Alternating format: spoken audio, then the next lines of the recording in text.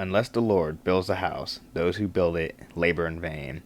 Unless the Lord watches over the city, the watchman stays awake in vain. It is in vain that you rise up early and go late to rest, eating the bread of anxious toil, for he gives to his beloved sleep.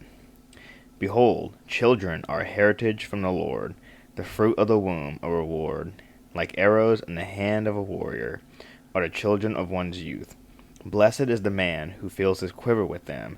He shall not be put to shame when he speaks with his enemies in the gate. That was Psalm 127. All right, everybody. Thank you for tuning in again for another episode on Jordan's Soapbox. We got another exciting episode for you guys. So this will be a review or a theological analysis of the movie 300. And I'm really looking forward to this. I just actually watched it. I'm really late to the game. This movie came out a while ago, and I had just watched it a few weeks ago, and I watched it again a few days ago. And I really love this movie. I think there's phenomenal biblical themes in this movie, and I think there's a lot this movie has to say about also masculinity. And so I think it'll be a good time for us to dive into this. And so we can just get right to it.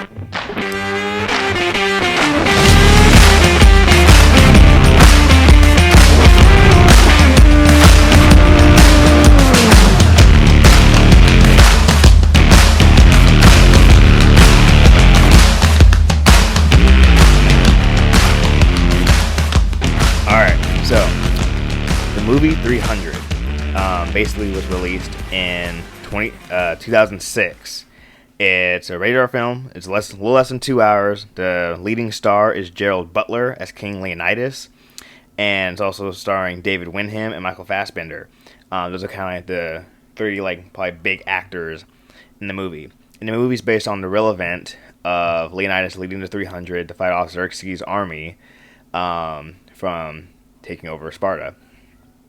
So, obviously, as most war movies go, this should not be watched if you take your history very seriously. I don't know much about the real event. I'm not going to be talking about the real event, but it's inspired and loosely based off of that real event of the 300 fighting off a much bigger army than themselves.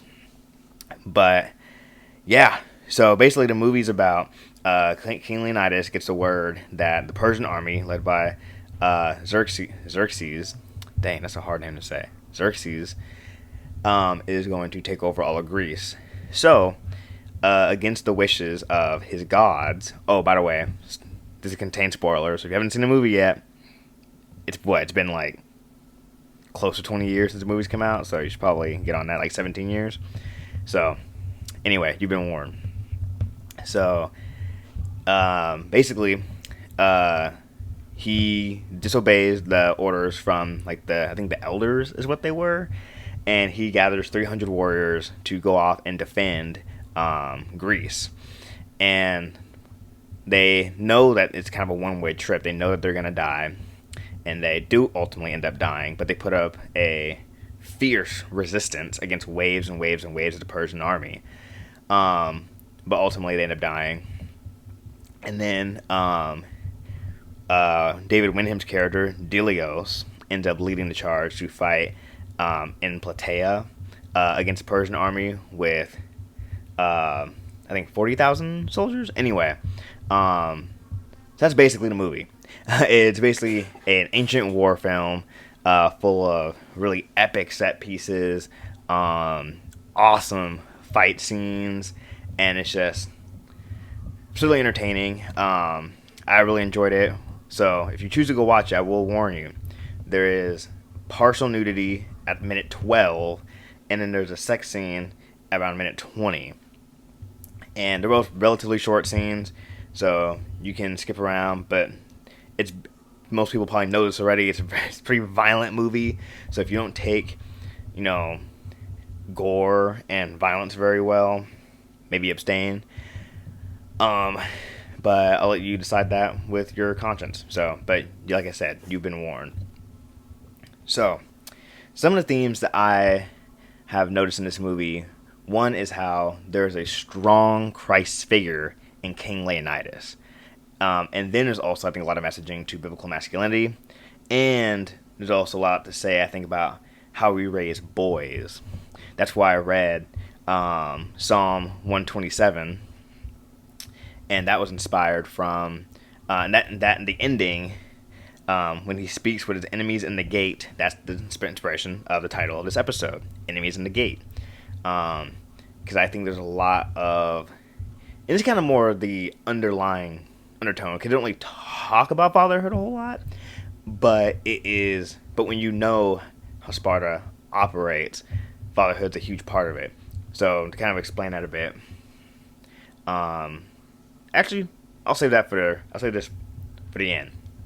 Anyway, so every movie has biblical themes in it. I believe that everyone's made in the image of God, so and therefore we all have things. We all have certain attributes of God. The image of God does not mean we physically look like God, because God does not have a body. No one has ever seen the Father, right? But it means we have certain attributes, as in we know the difference between right and wrong. We can make moral judgments. We are creative. We can love. We also hate. We do all these things that God also has. We are not God, but yet we are His image. And I think because of that, when we make art, we can't help but display the image of God in our art. Even if it's probably the most antichrist movie or music or whatever, we can't help but display the image of God, because even us creating something is to show His image. And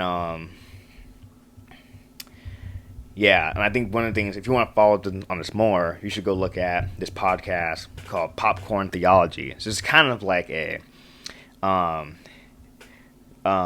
Popcorn Theology episode that obviously is not Popcorn Theology, not taking copyright, but that's kind of inspired me and how to look at movies and entertainment differently, to look for those things. So I think it's something to keep in mind when you're watching something. Keep an eye out for what are the biblical themes in it. It's not to say you have to find them in every single movie, but I think it makes it more interesting to watch, right? Because we see certain longings of the human heart, like the longings for justice, the longing to be reconciled to the people in our lives that we're estranged from. There's things that we put in our art that we just can't help but do because we're made in the image of God, right? And I think this movie is actually very clear, and it's directed by Zack Snyder, who, honestly, I'm not sure if he's a Christian, but it seems like in a lot of his movies, he has lots of Christian imagery. He was director of Man of Steel, Batman v Superman, and he started to direct Justice League. Then Joss Whedon took over. But then, if you're in the know, not in the know, but if you follow this kind of stuff, then they re-released Justice League, the Snyder Cut, and there's lots of Jesus and Christianity imagery in those movies, and there's even constant talk about God and devils and stuff like that. So I'm not sure if this man's a Christian or if he's just heavily influenced by Christianity. I don't know. I was gonna say it doesn't matter. It does matter. But not for the purpose of this video. But it's there, so I would not be surprised. It's almost like I'd be shocked if he was just I'd not intend to have any Christian imagery in movie 300 because it's so there. So we have Leonidas, who's the lead character. So King Leonidas, he's the king. He leads his men into battle, and one of the ways that we see him as a Christ figure. Now, this is not unique to King Leonidas, but he is willing to lay down his life for his men. There's a scene where he departs from the rest of his men and he meets Xerxes on some cliff or whatever, and they're talking. And Xerxes says something along the lines of, "There's no man I won't sacrifice to get what I want." But then King Leonidas says, "I'll sacrifice my own life for any of my own men." Now, if you're into war movies and action movies, this is kind of like low-hanging fruit, right? Because the protagonist is always going to lay down their life for the greater good or for those people he cares about. So this is not new, but it's just a contrast. Xerxes is portrayed as this kind of extremely demonic, satanic character. He probably was more nuanced as a character because he's mentioned in the Book of Esther. He's depicted as probably a more nuanced character. Again, don't get your history from the movie 300, but in the movie, he's Satan basically, because of how he corrupts things. Everything he touches, he brings death. But King Leonidas and his 300 in Sparta, they're supposed to be this shining example of life and justice. They even say that. Now, they weren't that in real life. Spartans did a lot of awful things, but in the movie, they are the picture of like freedom and justice.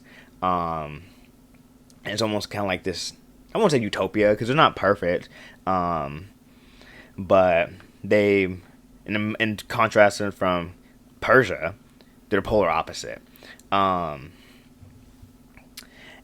And you see Leonidas have this love for his men.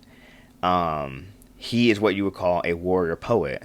He is tender with his wife, with his son, with his even with his men. Now he's harsh with the I forgot where they're from, but if you've seen the movie, the 300 link up with these other men. I think in somewhere in Greece. I think they're just Greek. I don't think they're necessarily Spartans. They're not Spartans. And he's kind of harsh with them because they're kind of timid because they're not Spartans. They're not trained as to the same levels as Spartans. So he does kind of like look down on them as like maybe lesser warriors. So he's kind of harsh with them. But hey, it's war, right? But he also is extremely capable and courageous and brave and dangerous on the battlefield. He's not someone to be trifled. He was someone who will lay down his life and also the lives of his enemies to protect his home. Which I might make a lot of people upset, but I think that's very Christ-like. Christ lays down his life for his church, for his bride, for his woman. Because Ephesians talks about how the image of a husband and wife is supposed to be a picture of Christ and the church. So I remember Lecrae, he did this thing on manhood, and he was saying like Christ had a woman, Christ had a bride, and people up in the crowd thinking like, what's he talking about? Yeah, no, he wasn't dating anybody. What kind of Da Vinci Code stuff are you on? But he did have a bride, he did have a woman, and it was the church. And also, he's coming back for his church, and when he comes back, it's in judgment. A Revelation talks about Christ coming with the sword coming out of his mouth, and he has like white hair. And now a lot of that's probably just metaphorical imagery, but it's still no less true because he is coming to take names. He's coming to take people out. He is coming in judgment. If you are not in Christ, it's not going to be a good day for you. And I think Leonidas pictures that very, very well, where, hey, if you have it out for his people, for his home, or for his woman, you are going to face his wrath. And I think that's actually a very godly thing. Not in all instances, but at the beginning of the movie, the iconic scene where you hear King Leonidas say, "This is Sparta." Yeah. If you haven't seen the movie, but you've only seen that scene, that scene does not do it justice. You have to watch the whole scene. Basically, one of the Persian messengers comes in with the skulls of foreign kings and basically tells Leonidas, like, hey, give up and surrender to Persia and you will live. And he also, and his wife's also talking back to the Persian messenger. And the Persian messenger says, how does this woman speak to me? He basically talks down to her. But he's like, do you let your women speak to your men this way or something like that? And then she claps back and says something like, See, that's the thing about Sparta. Our women know how to birth real men, unlike the Persians. Anyway, like, so they also have strong female. Well, she's like the one female character in the movie that has lines, at least. So, yeah. Anyway, but she basically the Persian messenger talked down to Xerxes, King Leonidas, his wife, and he also threatens his home with war and his people with slavery. And he basically puts the sword to him and says, "This is Sparta," because he will not allow for his home to be threatened and his wife to be disrespected. And at the end of the day, in Judgment Day, that's Christ. Like, he will not allow for sin and sinners to harm his elect and to harm creation. And he will bring judgment, and he will annihilate those who do those things. And also, in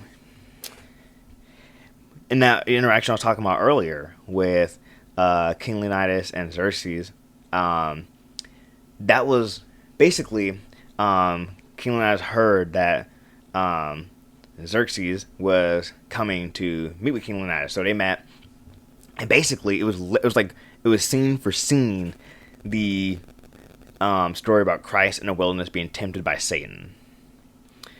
Because in the Bible, Satan tempts Christ with the riches of the world, and he basically says, "If you bow to me, I will give you everything."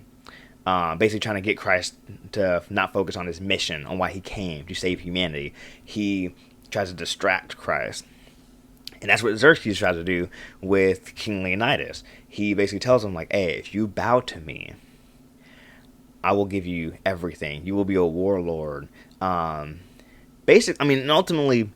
those, at least on the surface, those proposals from Satan and from Xerxes seem a lot better than what they were going to face. Christ was facing certain death. Christ was born to die, and die a painful death on the cross. Leonidas, he knew he was going to die. Or at least was very certain. He knew that Spartan law only allowed him to, basically they were not allowed to surrender or retreat. Defeat was acceptable, but you better die as defeat, because before he left, his wife said, "Come back with your shield or on it," which is basically just kind of Spartan way of saying, like, you either come back alive or you don't come back at all. And Xerxes is basically giving him this offer, which to most people would have been like, "You know what? I'm going to take that." But no, Leonidas had a bigger plan. He knew what he was there for, and he had the moral conviction to stand for what he believed in and to die for what he believed in, just like how Christ was, and to die alongside his men. And it's like when I saw it, it's funny because I didn't read any reviews on the movie. I saw some scenes, but I just didn't know. I was kind of amazed. I don't really notice stuff like that. It takes a lot for me to kind of notice biblical themes, but I just noticed right up the front, like, this is literally Christ being tempted by Satan.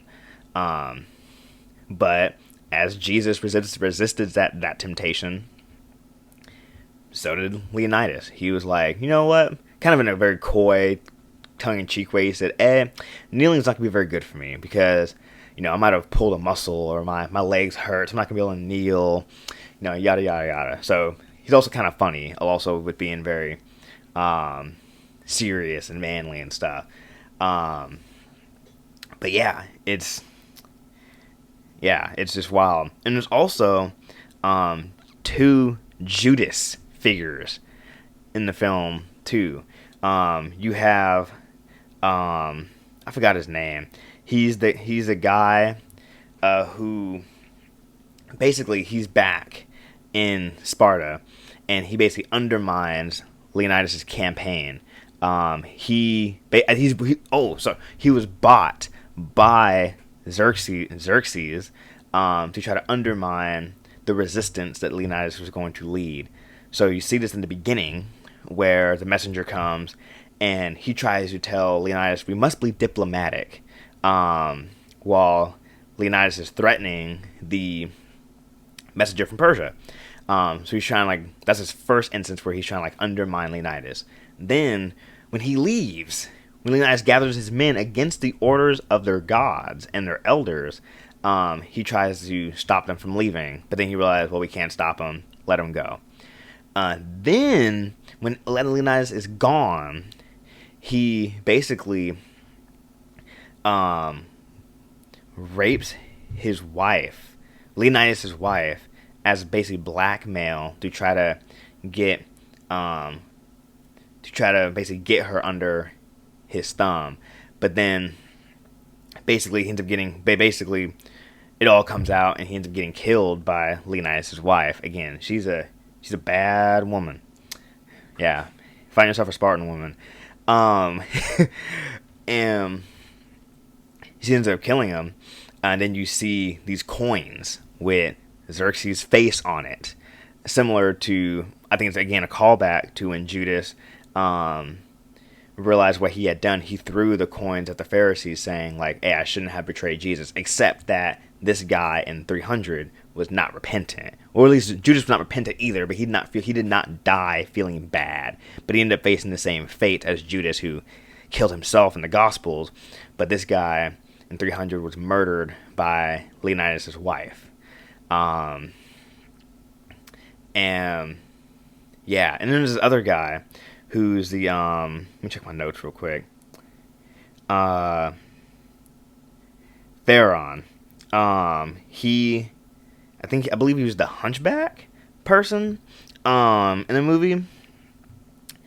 And he basically he tries to get recruited by Leonidas to help fight in the battle because he was very deformed. So basically in Spartan society, it was a thing that when boys were born, they would check for any deformities, because the whole point for males in Sparta who were citizens were to be warriors. They were to be soldiers. So you couldn't have any physical ailments keeping you from fighting. So if they saw any deformities or something that made them look weak, they would basically throw them off the cliffs to either be killed by the elements, or killed by wildlife, or to be picked up by some good Samaritan walking by. Now, this is the ugly part of Sparta. So that's not good. We should not applaud that. That's just what happened, and they do acknowledge that in the movie. So this guy, Theron, I believe his name was, he basically would go up to Leonidas and try to ask. Sorry, it's not Theron. It's, what's his name? Ephralites? I don't know. I'll just call him the hunchback guy. He goes to Leonidas, and then Leonidas basically says, hey, pick up your shield. He's not able to, because he's deformed. He's not strong enough. But Leonidas gets another job and says, hey, tend to the wounded and pull them off the battlefield. But that's not good enough for him. So he goes to Xerxes, and Xerxes promises him riches, wealth, women. Basically, it's Pleasure Island over there. He promises him everything his heart's content. And then he ends up asking for a uniform, because he really desires to fight and to serve on the front lines, I guess. And Xerxes honors that and gives it to him, and he ends up betraying Leonidas and telling them where they are, and then they find them on the battlefield and are able to surround them. And that's basically how the movie ends, or at least that's how Leonidas' man in his 300 end, is basically with that betrayal, and ends up killing him. Again, like how Judas ended up killing, turning in Jesus and getting him killed. So there's two Judas characters in this film. And so those are probably the big things as far as how Leonidas is a Christ figure. Again, every action movie, every war movie has a Christ figure, because that will only work if you have a protagonist, a hero, who's willing to lay down his life for something, whether for his friends, his family, his loved ones, his country. This is kind of all three. He laid down his life with and for his men, for his country, and also for his bride, for his wife. Like at the end of the movie, when he's dying, he says, "My queen, my wife, my love." So he thought that was like his last dying thought. Basically, he was thinking about his woman, and yeah. So Leonidas is basically Jesus in this movie. And Xerxes is Satan because he claims to be God, and people call him the Lord of Hosts. I think they also call him the Lord of Lords too. Yeah, so he's a bad dude. He also has a bunch of piercings and stuff, which makes him look really edgy. But yeah, I would serve under Leonidas any day. That dude seems like a great leader, and he says some really gangster lines, by the way. If I remember at the end of this, I will say my favorite line from the movie. So, now what does this movie say about masculinity? I think it says a lot of stuff, actually. And some of the stuff a lot of people will probably not agree with me on. But hey, that's cool. Glad you're listening anyway. So, one thing I've learned as, growing up to be a man, and just gotten older, is and just kind of seeing other men grow up, is that men nowadays don't really have, we're not tested. We're not giving something that's very definitive, as in like, hey, here's what it means to be a man. When you've done this, you are a man. Some cultures, I think this is a pretty famous example. Donald Lecrae brought up in his manhood talk. He talked about how there's this tribe in Africa where when you become a certain age, they send you out to go kill a lion. And if you bring him back, that's when you know you're a man. And I'm not saying we should or shouldn't have stuff like that, but I think there's merit to it, because I think we have to have some sort of objective standard to what being a man is. Because I think nowadays we have people thinking you're a man when you have your first beer. You're a man when you have sex with a woman for the first time. You're a man when you get a job. You're a man when you shoot your rival gang member. Like we have all these different things that we say, hey, here's what being a man means. But we don't have anything objective to stake it in. Now, I'm not saying we should implement what Sparta does, but they do have a system. Their boys are constantly tested. It's like when you do research on special operations selection courses, some of the most grueling things that a man can ever put himself through, it's basically kind of what they did to their boys from birth. They trained them from birth. They trained them how to basically be warriors, and not in all good ways. They trained them to be liars. In real life, they trained them to be liars, thieves, even murderers. Like they're like basically in real life, they made it a thing to where you can kill slaves basically at whim, as like almost like target practice. And it was okay. Now they don't put that in the movie because they want to paint Sparta as like the city on a hill, which is fine as long as you know that's not real. But so I'm not saying we should implement these things, but they test their boys. They challenge them. They hold them to a standard, and they're training them. They're constantly training them and teaching them. Even in the movie, Leonidas tells his boy that you owe people respect and honor. And he's training them. He's leading his family. He's leading his son. And how also like they had purpose. Like a man's purpose was to be a warrior, to fight on behalf of Sparta. Now, obviously, as a Christian, our one and only purpose should be found in Christ, to know and love and enjoy God forever. And obviously, I think what we apply here is that we give not just men, but since we're talking about masculinity, we give men purpose by telling them, like, hey, your purpose is to love God, is to worship Him and to serve Him and to love your neighbor, and help them find ways on what that looks like in their specific lives. And do that from an early age. That's what Sparta did. They gave their boys purpose, was to be warriors. And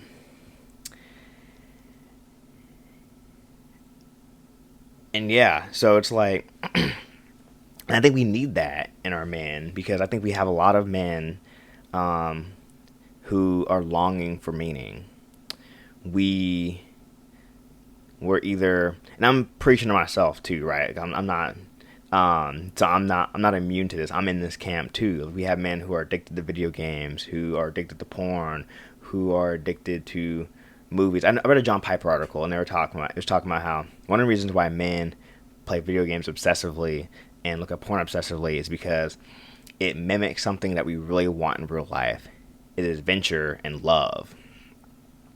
But it's fake. Now, video games are not wrong. Porn is wrong, but video games are not wrong. At least not inherently wrong. But it shows that, like, men are looking for something. We need purpose in our lives. We need to be given something to do. And I think we just don't have that now. I'm not going to draw any conclusions saying, like, oh, these things in society that men are a part of, is damaged because we don't have that. I'm not prepared to necessarily say all that. But my point is that we need to give men purpose again. And yeah, and I think one way I think that men can find their purpose is to be warrior poets. It's to be men who are willing to fight, not physically, but even though I think physically is sometimes required, but to fight for things that are important to them, whether that's a specific cause someone put on their heart, like, hey, if a man feels really passionate about the topic of abortion, to fight for the unborn and for mothers, or maybe someone God's put on their heart to help people experiencing homelessness, to fight for people, to fight for the poor, or even a fight for your country, right? In a just situation. We need to help men to find a fight. We need to help men find something that they feel like they can fight for. I've noticed in myself, like, I think I'm very motivated by conflict, where it's really hard for me to go and work out or to go and study the Bible if I don't think of it in the sense of, like, no, this is a fight. Like, I read my Bible because I want to fight against the flesh. I want to fight against sin. I want to fight against false teachers. When I think of it that way, I think it really helps me get out of bed in the morning. Or when I go work out, like, no, I need to be in shape because, it's a fight for my health. It's also preparing for maybe a future fight, being in shape. I think, like, we all have a fight that's going on in our lives. And I think we have to find that and to dig into that and to not be scared of the things that are hard in our lives and to be willing to open ourselves up to challenges. Guess what we see in Sparta, right? Again, they didn't do everything right, but I think there's something we can learn here on how can we as men thrive in our masculinity. And I think part of that is being willing to fight for things. And I think also to kind of dive into one of my favorite parts is also the physical combat as a aspect of masculinity. So in Psalm 127, verse 5, it says, "Blessed is the man." Actually, I'll start at 3. "Behold, children are a heritage from the Lord, the fruit of the womb a reward. Like arrows in the hand of a warrior are the children of one youth. Blessed is the man who fills his quiver with them. He shall not be put to shame when he speaks with his enemies in the gate." Now, when I first heard about this passage, it was Doug Wilson speaking on it on his Christian view of war. And he talked about how this verse is not talking about the pitter patter of feet running around the house. As awesome as that is he's talking about raising boys to be warriors, or to put it very bluntly, to be killers.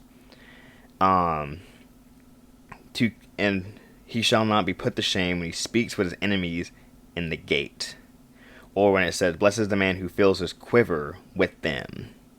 This is war imagery. Um, he's talking about having boys to basically be raising soldiers, and that's what Sparta does. There's a lot of imagery about that. When Leonidas goes to battle, he tells the elders, Sparta will need sons, which I believe is probably referring to the elders, like, hey, start mating with not mating, start marrying and mating with the women. They're not animals. Start marrying and having sex with the women so they can start raising boys again to replenish maybe the loss that they know that they know they're going to experience. And yeah, and I think as men, I think one thing I want to see in myself and in men is the willingness to engage in physical combat when necessary. I know when I have boys, I want them to do something I didn't do. I want to put them in combative sports. I want to raise my boys to be boys and to be men who will lay down their lives for their younger siblings and the women in their lives, whether it be their sisters, their wives, their daughters, to be men who can defend. Right? I think one thing I've noticed in society is that we get really squeamish when it comes to physical violence, and obviously, I think the Bible says we should not revel in violence. We should not find like a joy in hurting people. But I think we do need men who will enthusiastically engage in it when the time's right. Like, I've listened to numerous podcasts from guys who have been in war at the highest level. Like, we're talking about tier 1 special operations units, like the tip of the spear of warriors in the military. Guys who the government has poured millions and millions of dollars into to be good at war fighting. And one thing that's always been consistent is that they always talk about how they long to get into the battle. I've heard, there's this one guy who's talking about how he enlisted at the beginning of the Gulf War, and he was afraid the war would be over by the time he would have the chance to get sent, by the time he would get qualified to go to war. And I think we need men like that. I think we need men who, we don't start violence, we don't look for violence, but when the opportunity arises, I think we need and want men who will enthusiastically go put themselves on that line, who will say, send me, basically. A lot of people find that weird about, like, why would you want to go to war? I'm not saying every man has to be this. Not every man's called to go to war. That's not my point. But I'm saying the mindset where it's like, if the war is just, I'll say this, if the war is just, like, if we are in a position of Sparta, like, the enemy nation is on our shores and on our borders, I think every man should be enthusiastically getting a rifle, and going to fight. I think they should be enthusiastic of doing so. I'm not saying fear is not going to be there. I'm not saying they're not afraid. Fear, I think, is good. Healthy fear is good, right? Like, I've heard guys who went to combat and say, like, yeah, they were afraid. Fear is good, because if you don't have fear, you do stupid things. Like, that's why video games are not a good indicator on how you do in real life combat, because you take stupid risks in video games or in paintball or in airsoft that you would not do in real combat. But we need men who would enthusiastically take the opportunity to fight if the fight was just. I don't think we have that. I think if the war was just and we needed people, I'm not sure if most of our men would be willing to do that. Without without there being a draft. You know, if the government put jail time on the table, like, but yeah, I think we see that in Sparta, right? We see these guys. Again, it's a movie. I get it. But having listened to all these podcasts with guys who've been to combat, they have a very similar mindset where they go to combat and they're hungry. Like, I mean, they're hungry getting to the fight. Like at the beginning of the movie, when Leonidas is about to go off on their journey, Michael Fassbender's character says, "We're with you, sir, for Sparta, for freedom, to the death."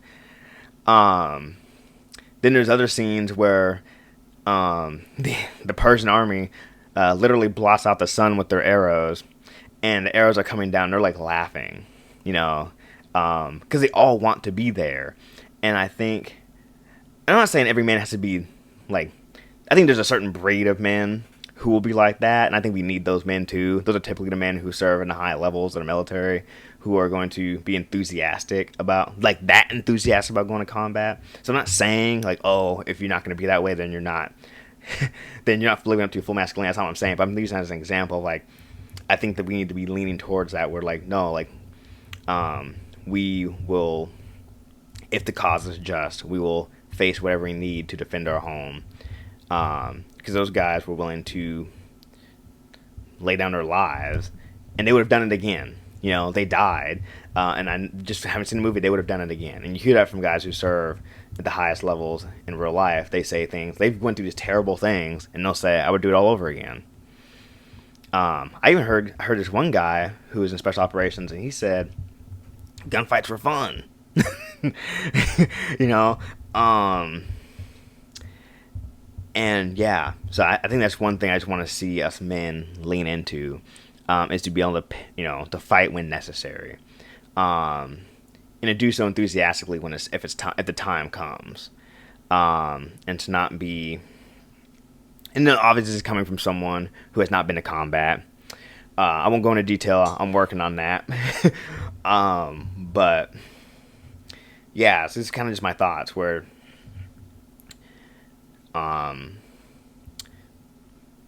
Yeah, I just want men to be brave. You know, not to say that men aren't brave now. I'm not saying there's no examples of bravery now, but I don't know, just having talk with people, and I'm guarantee you when I say, when people listen to this, people will be like, no, I ain't going to combat, but I would argue that if the cause was just, they should want to go. When I say want, I don't mean like, oh, like there's nothing they would rather do. Like, oh, like if they could do something else, they wouldn't want to.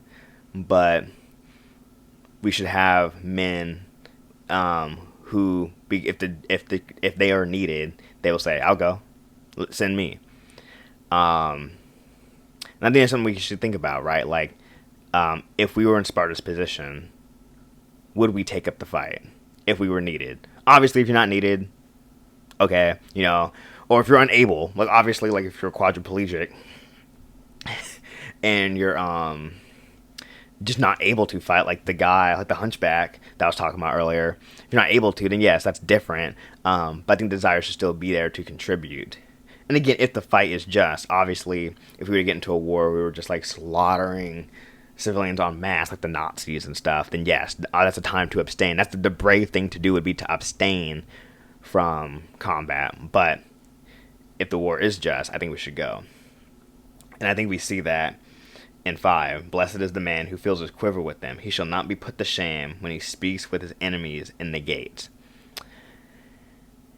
Yeah, we need people who meet our enemies in the gate. Somebody has to.